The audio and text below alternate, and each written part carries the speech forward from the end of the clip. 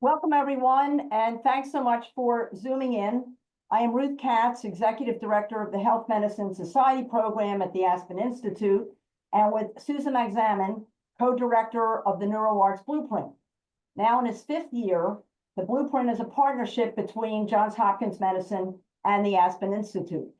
Susan, we expect to be with us momentarily. Unfortunately, she's got some technology challenges she's dealing with, but we didn't want to hold you up, so we wanted to get started to keep on time. Susan should be with us shortly. In the meantime, again, we're very excited to have you with us today. We've gathered to discuss the 2025 Renee Fleming Neuroarts Investigator Awards program, including the application process, and to answer your questions about how that process works. But to begin, we're going to hear from Renee Fleming herself. Renee established the awards program and serves as a co-chair of the NeuroArts Blueprint. As you know, she is also one of the most highly acclaimed singers of our time. In addition to her work with the NeuroArts Blueprint, Renee spearheads the Sound Health Initiative with the John F. Kennedy Center, collaborating with the National Institutes of Health and the National Endowment for the Arts. She has presented her own Music and the Mind talks on the relationship between the science and music, literally around the world. We are delighted to have Renee with us, and let me now turn the program over to her. Thank you, Renee. Thank you, Ruth. I'm just so delighted to see so many of you here committed to the cause of arts and health. Through the NeuroArts Blueprint and the NeuroArts Investigator Awards, we're building the evidence base to explore art's impact on health. This work is the cornerstone of the new field called NeuroArts. I established the NeuroArts Investigator Awards to bring together researchers and artists. The interdisciplinary teams we fund are increasing our understanding of how the arts and aesthetic experiences measurably impact the brain, body, and behavior. The goal of these pilot grants is twofold. First, to build the evidence base for the field, and second, to increase the engagement in the field. Much has already been achieved through the NIH, academic centers, and communities. However, this is just the beginning. We hope you'll join us and apply to the NeuroArts Investigator Awards. And it's my pleasure now to introduce Indre Viskontas, Chair of the NeuroArts Blueprint Scientific Advisory Board. Dr. Viskontas will share the goals and application guidelines for this year's program. Thank you, Renee. It's so much a pleasure to share more of these details of these really important awards that I think are really going to move the field forward. So these awards are intended to support research that expands the evidence base, as Renee has told us, in this emerging field of neuroarts. And we're looking for proposals that will help us really understand the scientific basis of the neuroarts, to provide evidence of how the arts can measurably impact the brain and the rest of the body, and also how they can advance the health and well-being of individuals, communities, and our society at large. So first off, the applications must include 2 principal investigators, one of whom should be an early career researcher scientist engaged in a field of science related to neuroarts, and the other should be an arts practitioner working in an arts-based neuroarts discipline.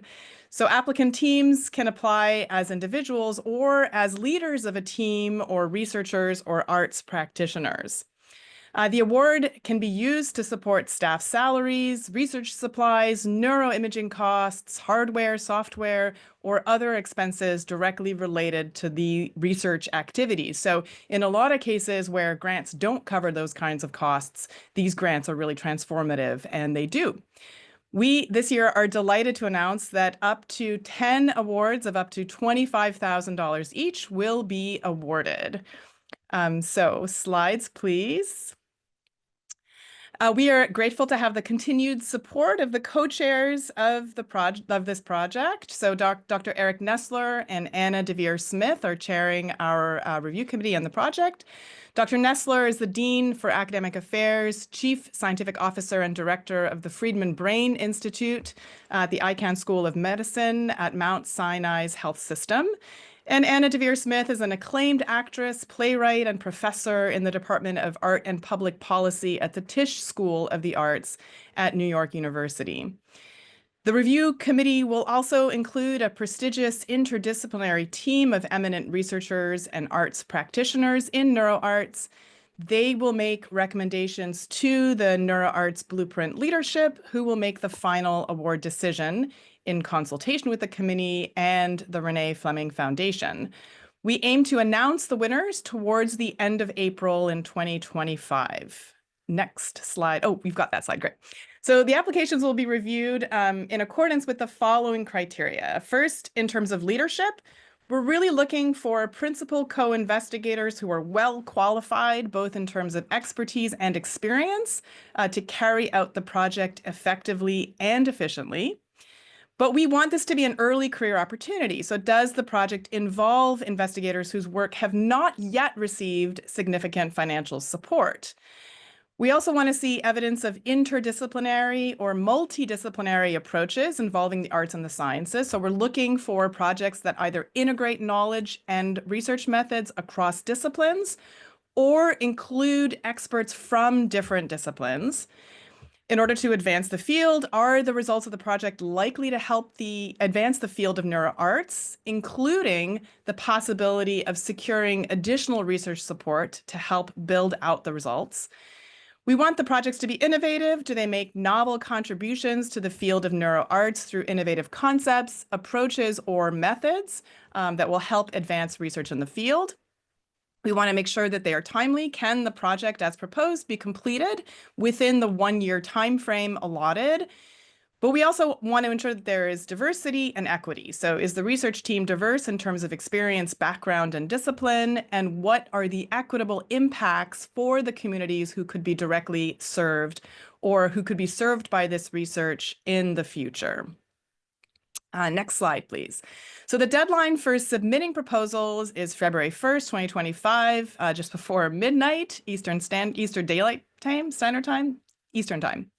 I should mention, too, that one of the defining features of these awards that I'm really most excited about is what happens after the awards are distributed. And after they're distributed, each team is going to be paired with a mentor from the NeuroArts Blueprints Scientific Advisory Board and from within our network of established researchers to aid in the design and implementation of the work, because we really want to ensure that early career researchers have the tools they need to succeed and to use this opportunity to garner more support for their work and ensure that they are on their way to building viable careers in neuroarts.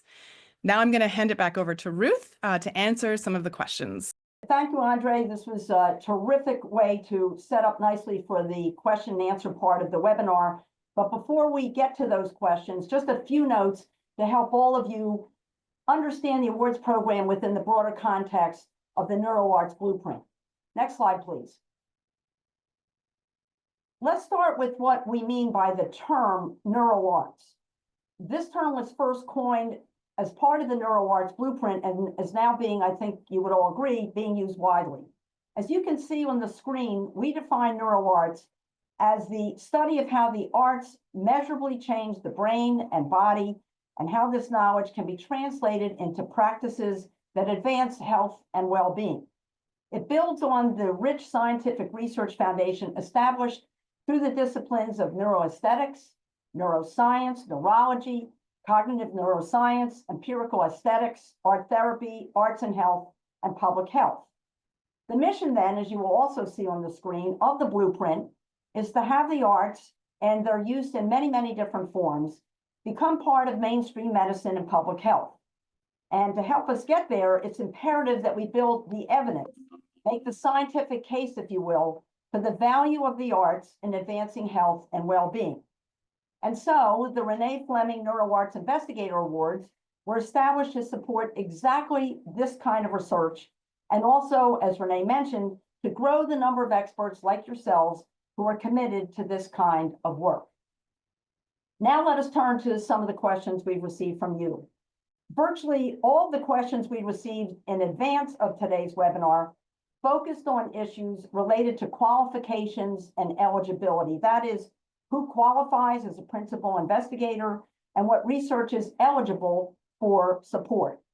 We'll take on those specific questions related to those issues in just a moment, But let's start with the definition of what we mean by principal investigators. Next slide, please. As Indre noted in her remarks, every proposal requires two principal investigators, an early career researcher and an individual engaged in art-based performance or other neuroarts-related disciplines. I want to emphasize from the start, don't be misled by these specific titles. These individuals serve not only as co-PIs, but also as co-equals for a proposed project. One is not higher or more important than the other. Again, two principal investigators are required for each proposal. The first investigator is an early career researcher with an appointment at an academic or research institution and engaged in the field of basic science related to neuroarts. For purposes of these awards, an early career researcher is an individual who has completed their terminal research degree or medical residency, whichever date is later, within the last 10 years.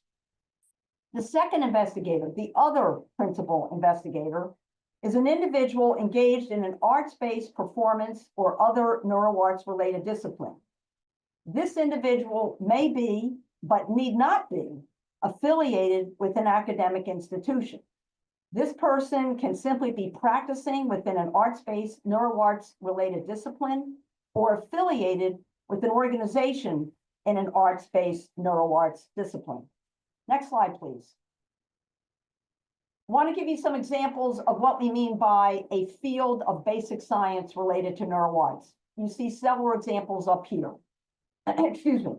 They include neuroscience, cognitive science, psychology, public health, neurology, complementary medicine, and so on. And examples of arts-based neuroarts disciplines include visual arts, dance, design, music, performing arts, and again, so on, as you see up here. With all that by way of background, let's jump into your questions. We received several questions in advance of this webinar, and we're going to walk through those first. In the meantime, please feel free to raise additional questions in the chat. If we have time to get through all of them during this webinar, we certainly will. If not, we will address each of them through our frequently asked questions section on the awards website. You can also email us at info@neuroarts-blueprint.org if you need additional information. Next slide, please. So question number one, we got a lot of this. Do both principal investigators, those individuals I just described, need to be either a U.S. citizen or a permanent resident of the United States? The answer to that question is yes. That is a basic requirement for both types of principal investigators. Next slide, please. Another question we got frequently. Can a research project be conducted on non-U.S. soil if the research team meets the eligibility requirements? The answer to that is yes. Again, both principal investigators must meet the residency requirements that I just reviewed in the previous question, regardless of where the research will be conducted. That work can be conducted, however, outside the United States, so long as the principal investigators are connected with an appropriate non-U.S. but locally based organization. And by locally based organization, we mean the area at which the particular research is going to actually take place. Next slide, please. A final question that represents a lot of the questions that we heard from, that we got from you. Question number 3 here. Can an arts practitioner who holds a full-time appointment at a U.S. academic or research institution and is engaged in a field of research related to neuroarts be designated the early career researcher? And the answer to that question is no. Let me explain. As we explained in the earlier slide, an earlier career researcher is an individual who has completed their terminal research degree or medical residency, whichever date is later, within the last 10 years. Furthermore, this individual must be engaged in a field of basic science related to neuroarts. And again, we gave you some examples of what would be considered a field of neuroarts research.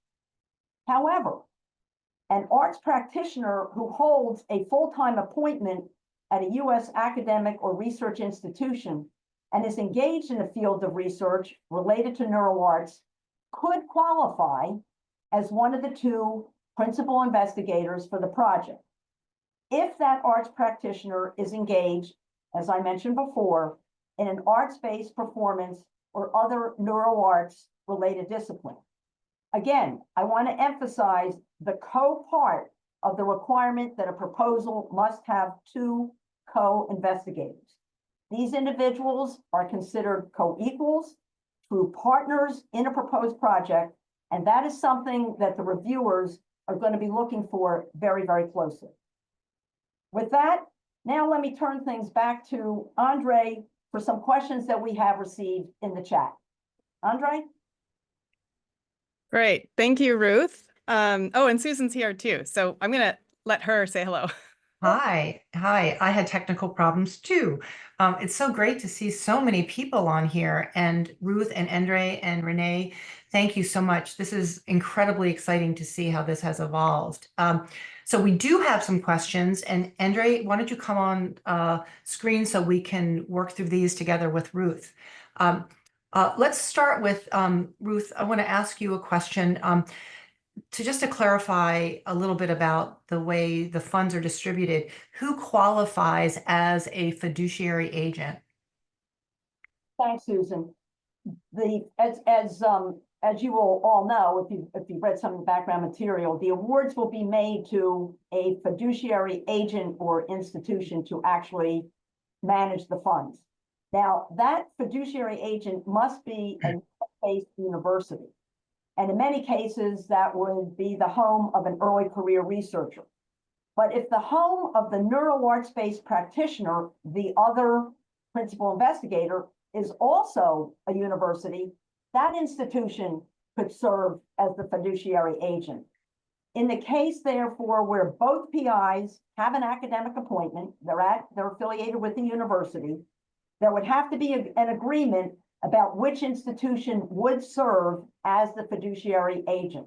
At the end of the day, and to be clear, there can be only one fiduciary agent. Great, thank you, Ruth. Are scientists with social science backgrounds, such as non-clinical psychology or sociology or anthropology, eligible to apply? Absolutely. Social science scientists are certainly eligible to apply as a principal investigator. They would meet the criteria for being engaged in a basic research project that is neuroarts related. Great. Indre, here's a question for you. Can you provide some examples of past projects that we funded?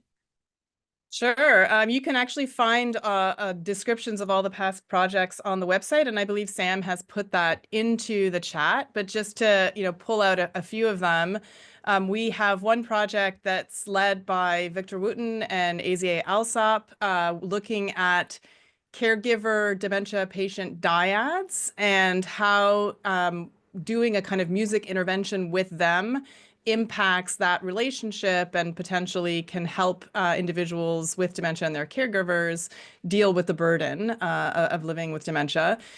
There's also a project involving looking at how other individuals with clinical diagnoses, dementia, are activated and how that works in terms of their own treatment and well-being in the course of their illness.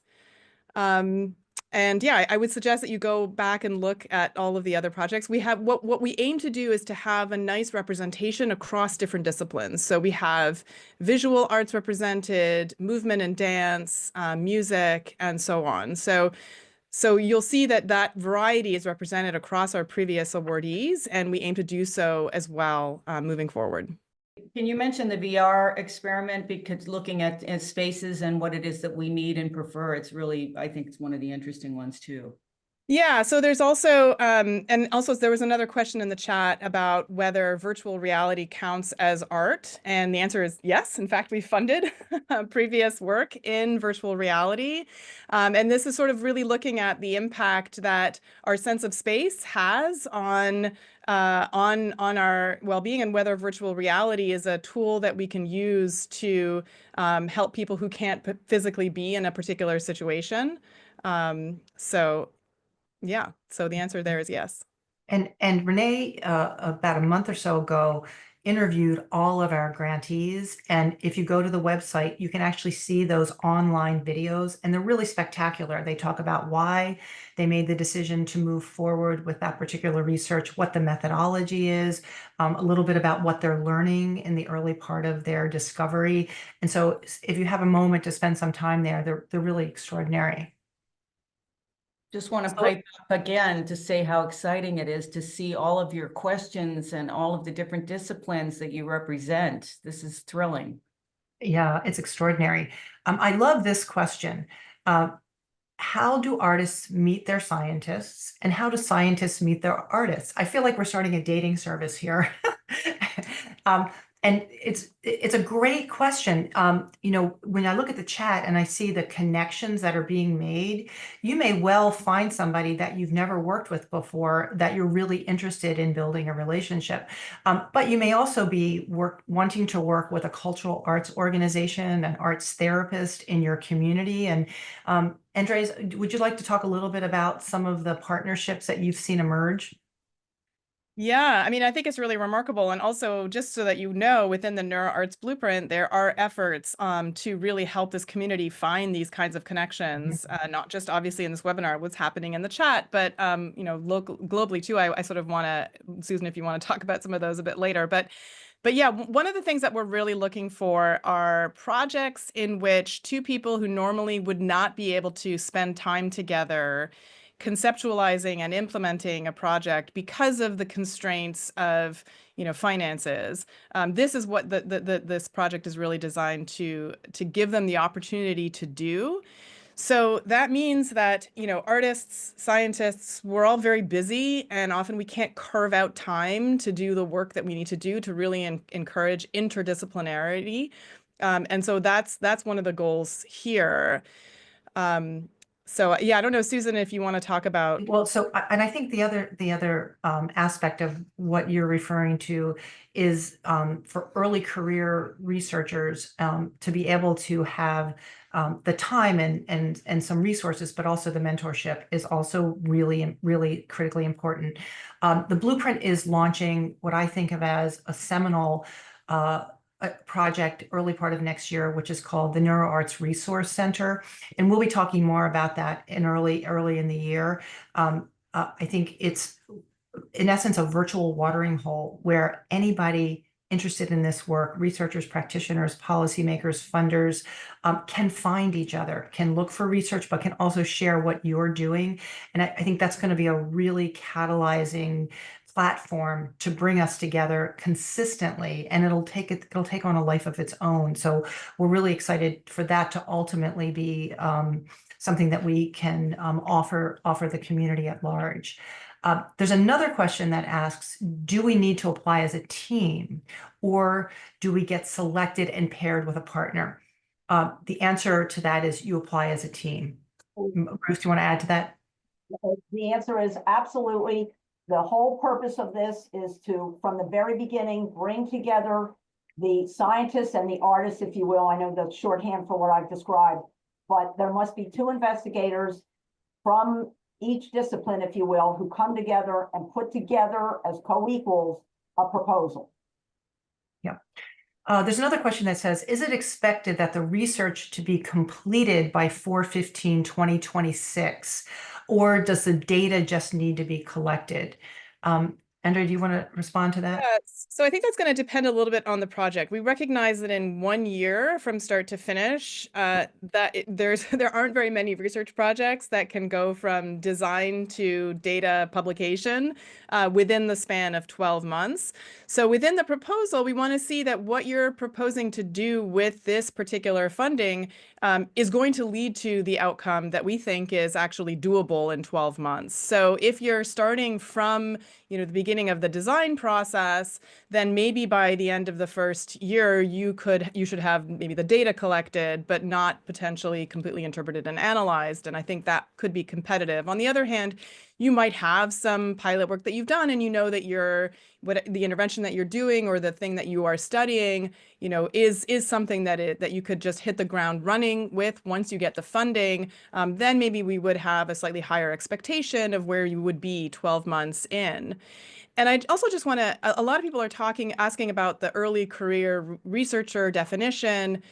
Really, what I think would make a competitive application would be an early career researcher that has finished their graduate degree in one of these basic science disciplines. It could be, an MD, a PhD, a PsyD, so that they already have the training that they need in order to really lead the effort in terms of designing and collecting the research. But we also want to encourage that there is a long life to the impact of this award, and that's why we're looking for early career individuals for whom this really can then set them on a path to a career that lasts several more decades.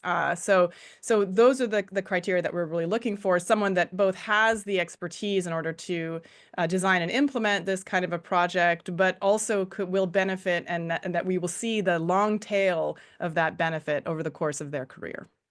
Yeah, and we're looking, and what we have funded already are projects that are innovative and really imaginative, and that have the trajectory because of the rigor and discipline to move to other funding sources, whether that's public or private.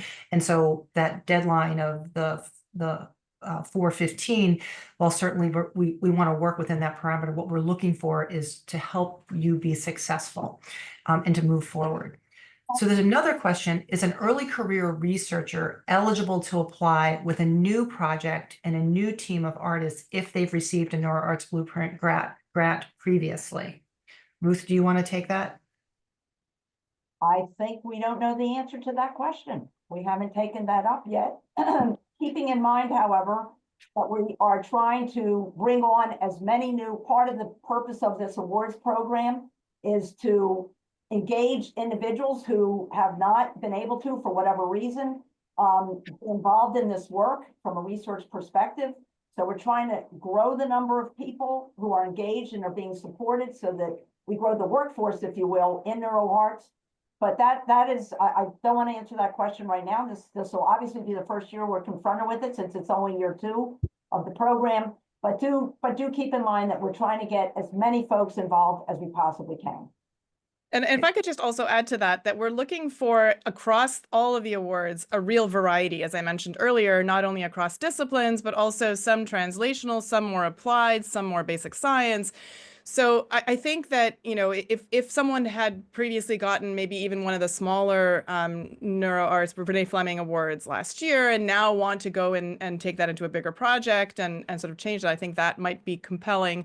But I also want to say that, we want as much variety of proposals as possible. So if you're not sure that you quite qualify in terms of which element, we still encourage you to apply. We've tried to make the application process not very onerous. It's pretty simple, and we've done that strategically so that we encourage people to throw their hats in the ring to apply for these grants, so that we can really ensure that we are that the body of awards that we give out really are representative across many disciplines and many different ways of doing research and looking at these outcomes. And you've provided so many great questions, and I think there is some discussion that we will want to have internally based on some of the questions that you've had here. So thank you for helping us think through this process in the long term. There is a question that might fall into this category, but I'm going to ask it. We are working with dancers and martial artists in some of our research. Can both of these be included in this effort, or is it only dancers? What both have in common is sequenced movement, a key feature under exploration in the research thread that we're launching. So we're looking at martial arts and dancing. Susan, can I just jump in and say this to me is an example of a really great active control group. So you've Right. got the artists in terms of the dancers, and then you have a very good, solid, active control group in the martial artists. I mean, I'd have to learn more about exactly sort of how whether what they're doing is martial art versus more. But to me, the contrast between these individuals would be very interesting from a scientific perspective. Mm-hmm. There's nothing in the requirements now that would preclude this individual from applying. So I think we would encourage you to do so. Here's another one that is similar to this. Does the field of communications count as science-based if I'm exploring the impact communications have on our brains, bodies through thought processes and behavior? So does the field of communications count? I mean, I think it depends on your methodologies. If they are in line with the scientific method, if there are objective measures, then yes, absolutely. I would think that that would be compelling. I think that we're really looking at science defined more as an objective way at looking at this question with particular rigorous methodology, but we're not looking at a particular scientific discipline and sort of pigeonholing the applications in that way. So really it's about the methodology and its rigor and how we are able to interpret the outcomes rather than the specific discipline that the person who's the career researcher is coming from. Susan and Indre, because you're both in academic environments, I see a lot of questions coming from arts and artist practitioners wanting to kind of figure out how to find a scientist and an appropriate researcher. Do universities typically have portals or chat rooms where outside members of the community can reach out and say, hey, I'd really love to find a researcher? Is that a kind of a way to go? Because most people live where there's a university of some sort. I mean, I think every university is going to be different. In most cases, I think probably not, but reaching out to professors or to, labs that are part of those universities, I think would be very welcome. Some labs are going to be more open than others, but I think if this is something that a person wants to look for, I think really reaching out to the labs that seem to be doing at least using the kinds of tools that they might want to apply to their particular discipline would be a really good approach. So for example, if you're a visual artist and you're really interested in what elements of your art draws people's attention, maybe you want to look for an eye tracking lab, a lab that uses eye tracking tools that you could then apply to your work to sort of get at some of these questions. But also, I would just like to say, there's 2 months before the deadline, and I would encourage you to reach out to these labs sooner rather than later, because sometimes it takes a few iterations of conversations to really get at what could be a project that is viable and what kinds of outcomes might be useful. So I would encourage you to reach out early and widely, because of course, some scientists, just like some artists, are going to be more open to thinking about this kind of interdisciplinary work than others. I would add that, the question is so important because, in building a field, which is what we're trying to do, we're trying to bring art and science together, the marriage of arts and sciences. It is a nascent field. We're at the beginning of this. And so this pain point of how do you find a researcher, or if you're a researcher, I'm interested in this, but I want to find an arts practitioner, is something that I do think that the Resource Center is going to really address in a very powerful way, but we're a little early. And so one thing I would suggest, coming from an academic institution, is write the communications office within the university and express what you're doing. You might be an arts therapist, or you might be working at a museum or a cultural arts organization or a community organization using the arts. Let them know what you're interested in. And you might know that you need an eye tracking expert, but you might not. I think you should say that you're looking to develop a partnership for a grant application, and here's what you're working in. And I think beginning to build the relationship with a university partner or a community college, or, folks in your local community. There's another program that we're developing that you'll see a lot next year called the Community NeuroArts Coalitions. And these are working with you at a hyper-local level in your community to connect municipalities, researchers, artists, arts practitioners, arts organizations. And so this work is coming. It's the infrastructure for sustainability is coming. And so, I wish we could run a little faster, but I think these are some ways that you can get started. Here's a question, Ruth, this is a softball for you. What if the investigator is in the process of getting their terminal degree? He or she will be graduating in May of 2025. I think we would take a look at that. Technically, you haven't received your degree within the last 10 years because you're not going to get it until May 2025. But I think we would take a look at that. Mm-hmm. Great. Okay, so here we go. Can you elaborate on why U.S. citizenship or permanent residency is a requirement? For example, this is not a requirement for the Grammy grant as long as the research takes place in North America. The answer is, at the moment, we have been focused on what's happening with NeuroArts domestically. This is, however, a global program.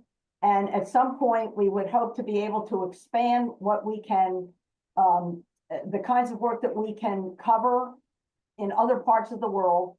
But at this point, we are focused on, again, where the individuals, the residency requirements of the individuals, but not where the work can actually be conducted. To remind you of the previous answer, as long as the principal investigators meet the requirements for residency, the research itself can be conducted outside the United States, as long as those principal investigators have a connection with a locally based organization, that is, an organization based in the general area where the research is going to take place.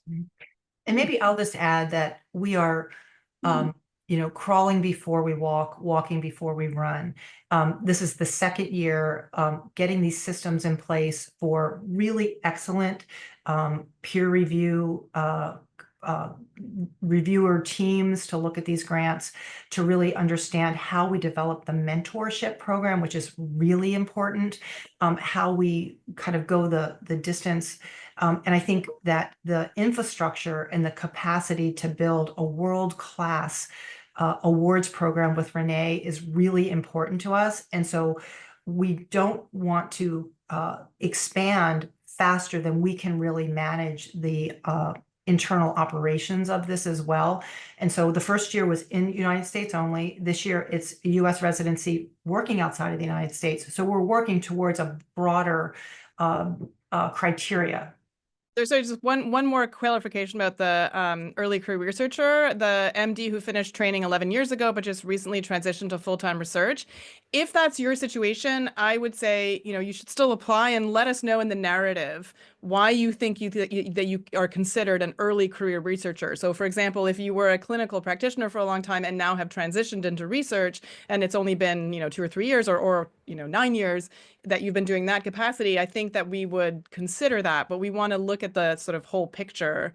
And also just to say, I think that a lot of European institutions are further ahead in a lot of this work than US-based institutions. And that's one of, I think, the other goals here is to really shore up the research on US soil as well by permanent residents or US citizens who might eventually come back, even if they're doing the work elsewhere for the moment, and really make sure that our area geographically too has a strong foundation.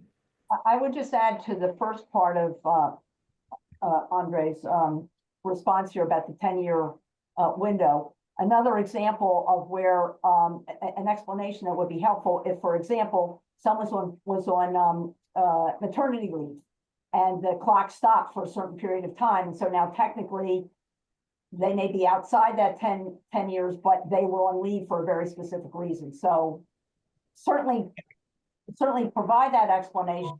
Don't assume you shouldn't apply because you are outside the window if there is a reason, an explanation for why you are. Do you want to say why we're not offering the smaller grant this year? Was a question that came up.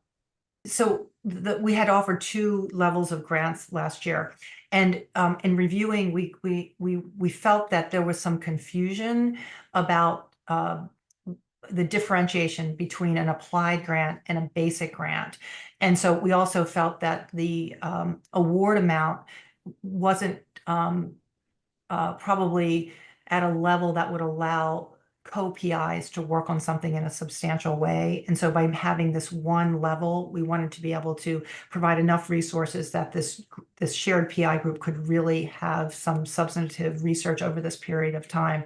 And Indre, maybe you want to add to that? Yeah, that's right. Yeah, I think, sorry, go ahead, Ruth.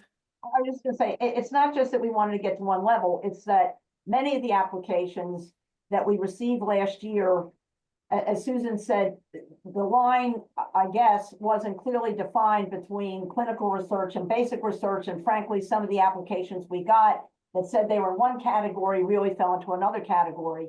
So what's mostly important to us is that the research get done, that good, important research get done regardless of what it's called.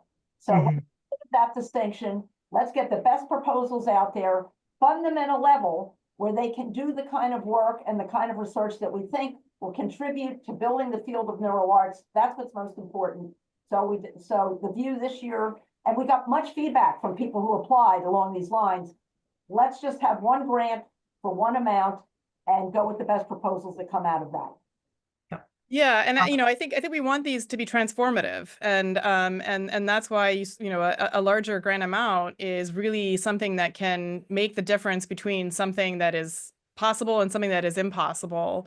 Kaya, to your point, if you're a PhD student and you would like to get involved, I would encourage you to find the early career researcher at your institution that you think might be a good, and then have them. You can still be funded as part of the award. The money doesn't have to go to the salary of the early career researcher. That early career researcher needs to be the principal investigator, but in the budget, that amount for salary could go to PhD students or even undergraduates or what have you. We just want to make sure that the work can get done. So, for example, an early career researcher who has a salary and doesn't need that support could use those funds to support students within their lab or et cetera, and give those opportunities there too. That would be very compelling to me. And that is a question. Can undergraduate students be involved in any of these projects? Of course. And we hope that the PIs will invite undergraduate and graduate students to be part of them. Absolutely. That's how we begin to grow the field of individuals who are going to get involved. So absolutely.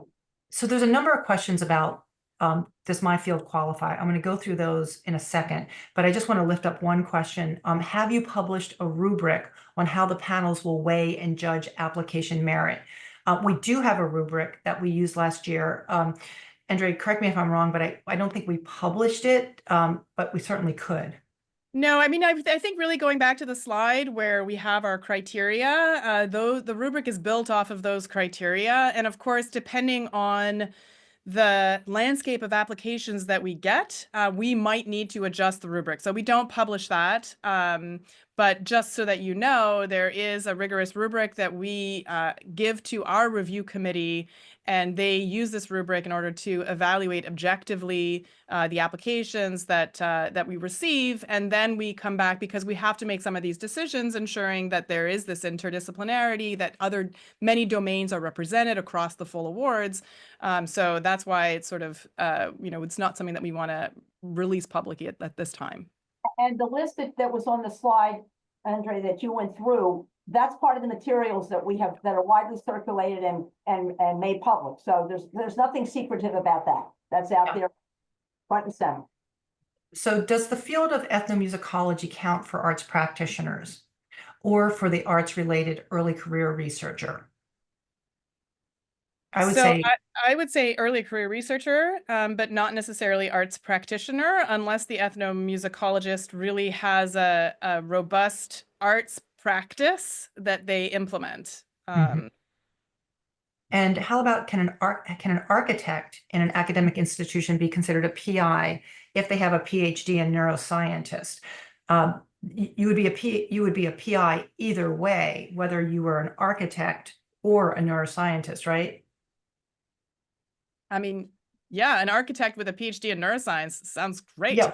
Would you send me your resume?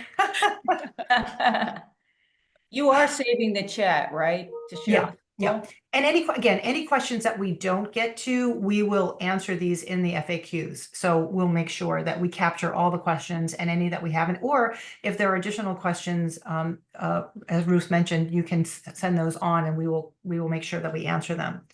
And one quick one, music therapy PhD is a basic science? Yes. Can one PI be a part of two separate teams? I don't want to say no outright, but I think that it would be once we get to the final, if we're seeing the same PI on two different applications, I think that would we would probably choose one or the other. Mm-hmm. And how many people can be on a team for the application? Is it acceptable to have 4 or 5 individuals on a team? I believe that the materials that we have sent out previously say that an individual can only apply for one grant. Mm-hmm. So Yeah.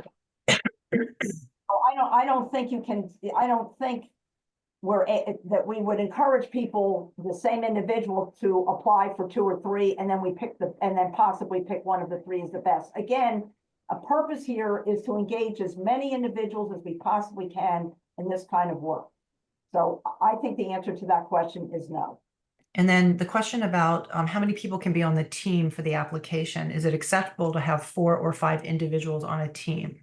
I would say, I mean, we need the core co-PIs, right? So that's 2.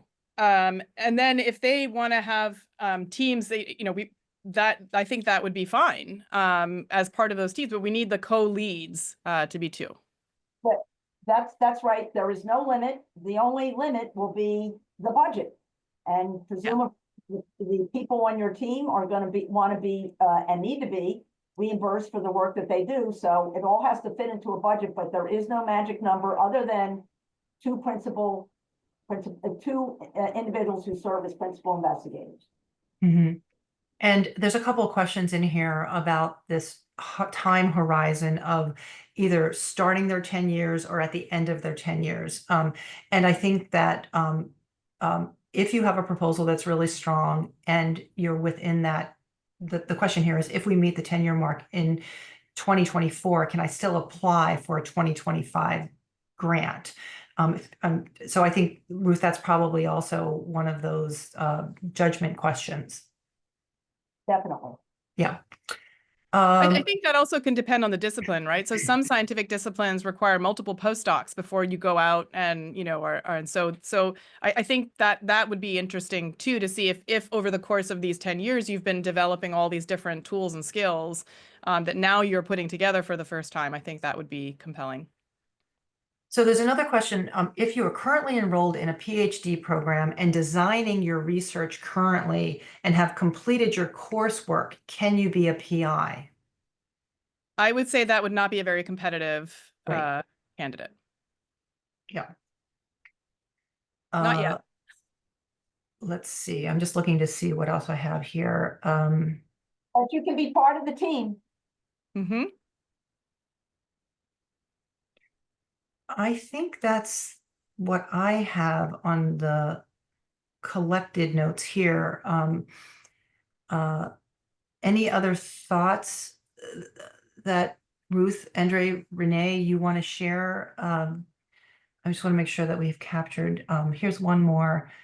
I just want to encourage people, like, again, if you're not sure, just apply. You don't win the lottery unless you buy a ticket. So I would love to see what you're up to. And the other thing is that, you're gonna have people who are really strongly entrenched in this field and trying to build this field, reading your application, which means that even if you don't get the award, it might lead to connections just in the process that might, further your work and your passions later on. I'm just looking at the chat now. There's a couple at the I would bottom. say significant previous funding would include like an NIH grant, or something that really is a multi-year significant source of funding that essentially, if you look at the criteria for some of the NIH grants, there are also these kinds of limits that if you've gotten one of these, you're no longer considered early career. I just want to mention as well that the National Institutes of Health, working with the foundation, are offering fellowships now. So we're thinking of this as kind of a stepping stone for creating a very strong pipeline for the research and really growing the field of neuroarts. But for any of you who don't know about the NIH fellowships, that's a brand new program. And also, there'll be some other calls for some research that we'll be sharing through the NeuroArts Blueprint newsletter before the end of the year. And I think that's another value of ultimately the Resource Center, but just there are new calls for research, and that's increasing. And I think the more that we can really share that knowledge, and also some of the synthesis of the data that is being developed, we're starting to build momentum, and that's really, really critically important. So I want to be mindful of time. Let me just see. I think at this point, maybe we should leave it that. Please continue to share your questions. I hope that we've addressed most of them today. And again, we will update the frequently asked questions on the website, and we'll also add this webinar recording to the resources on the website.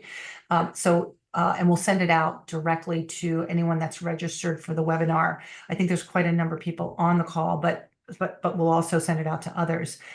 And before we close, I'd really like to stop for a moment and thank Renee for her unbelievable generosity and support for this award, and for your guidance and advocacy. I speak, I think, for all of us in what a privilege it is to work with you, and how much you've done to really lift up this work. So thank you. Thank you so much. Thank you, Susan. It's just a joy to work with you, with Ruth and Indre. And, I just believe firmly that this will lift society, that if we can kind of expand this work, and the science is now showing us just how impactful the arts are. So, and you will be our future leaders, I hope. I mean, this is a systems catalytic change. This is really about changing the way we address health and well-being. And it's a journey that we're on together. And, we are excited to be working with all of you. So thank you for your goodwill and your spirit as well. We hope that you'll consider applying for the Renee Fleming Neuroarts Investigator Awards. And we're excited to look at the proposals. I think you can hear in our responses and our excitement is that this is really groundbreaking. So get your applications in 11:59 Eastern Standard Time on February 1st, 2025. And we look forward to seeing you all again soon, and have a wonderful holiday season. Thank you for joining us today. And thanks, Renee. Thank you, Renee. Thanks, Thanks everyone. so much.